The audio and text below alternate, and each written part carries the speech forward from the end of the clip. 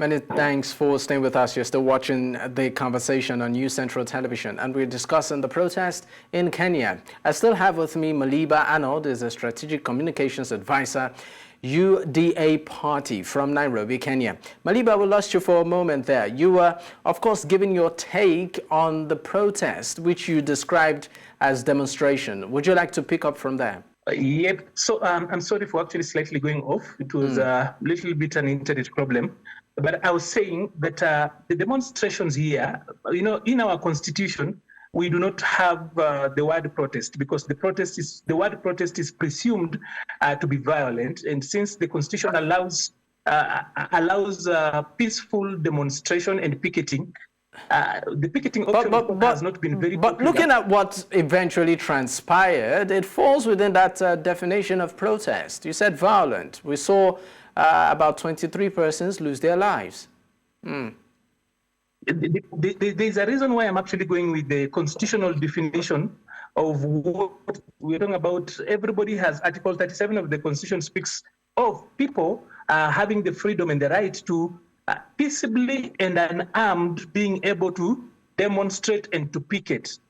Now, that then gives the police the ability to be able to define which one is a peaceful demonstration and what then borders on protest.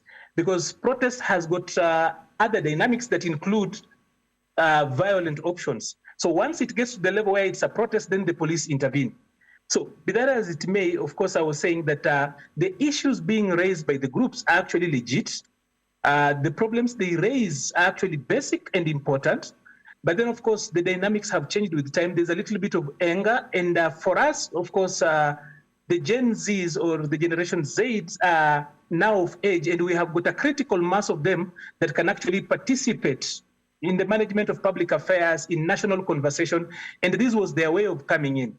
So there is that in place, but then generally there is, of course, the other part that is what led us here. Now let's talk about the reaction. Okay, but may I continue, or do you still have a few things to say? Yes, I actually think since I work for the ruling party, there are a few things that we actually think that led us to this particular point. For the 20 months that we've had the new administration in place, we have had a little bit of a gap in the communication. The strategic communications for both the party and the government at this particular point really didn't rhyme so much with the people, because I think for the longest time, for about 20 months, we continued with what I call campaign communication for a very long time, and did not get at a level where we then embraced stratcoms for a government that is in place. For so much, the president, of course, kept on saying that people know where we've come from. We do not need to invest heavily into communication. And that, of course, gave the other groups what I call negative messaging generators to actually have a lot of space. I will just tell you, like, for example, the government has not had any structured engagement on in the cyber world, on social media. That has not been something that the government really was keen on. And of course, the opposition, civil society groups, and so many other... I'm sorry, Arnold. I'm sorry to interject. You said that one of the issues that, sort of resulted in all of this is a lack of proper communication, particularly on the part of the government, if I got you correctly. But I think aside communication, one issue that was pretty much prevalent is the cost of living. Kenyans are complaining that the amount they spend on basics has skyrocketed. And this bill, was proposing about a 16% VAT on items basic as bread, right? So my question to you is this. There you have it on the screen, a breakdown of the repealed bill: 60% sales tax on bread, 25% duty on cooking oil. You also have a 2.5% annual taxes on vehicles. The communication of this is pretty clear, don't you think, to the people? No, it's not clear because one, there is a way these the framing of the bill, of the legislation, was actually done quite inappropriately, because when you talk about 16% tax added onto bread, there is another part that is not spoken about. In Kenya, and as we speak today, bread is zero rated. Zero rated means that the suppliers and the bakers of bread then charge government for what they call input.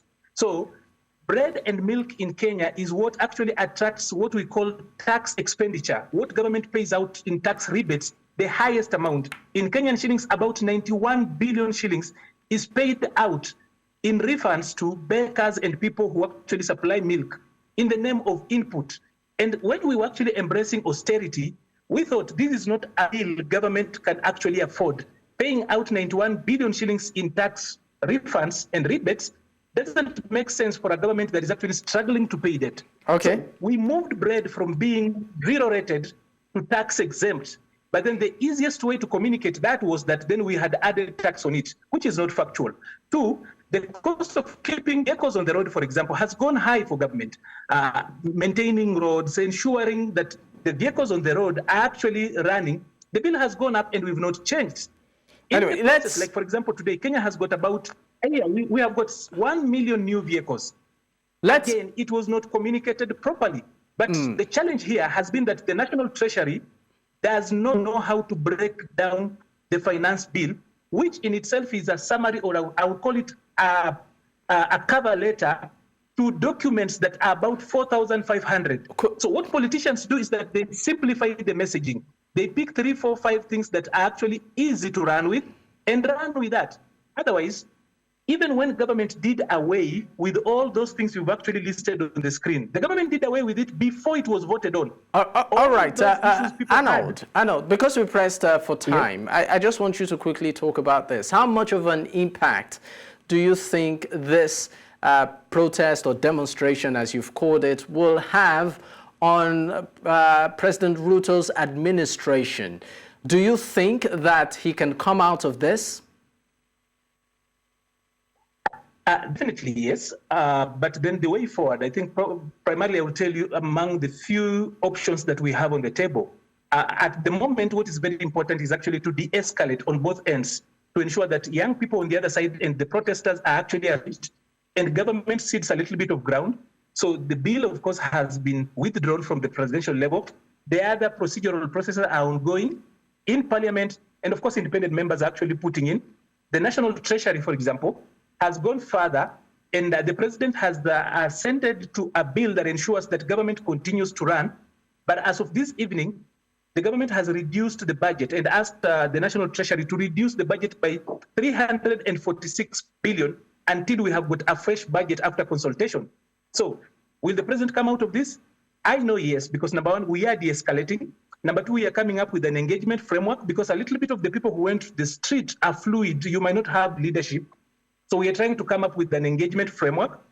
And if push comes to shove, for purposes of confidence building, we can easily, and we are actively considering having a referendum on a number of issues, including how we govern ourselves moving forward. All right. Thank you so much for your time on the program. Maliba Arnold, Strategic Communications Advisor, UDA Party from Nairobi, Kenya. Once again, thank you for your time, Maliba. Thank you. All right.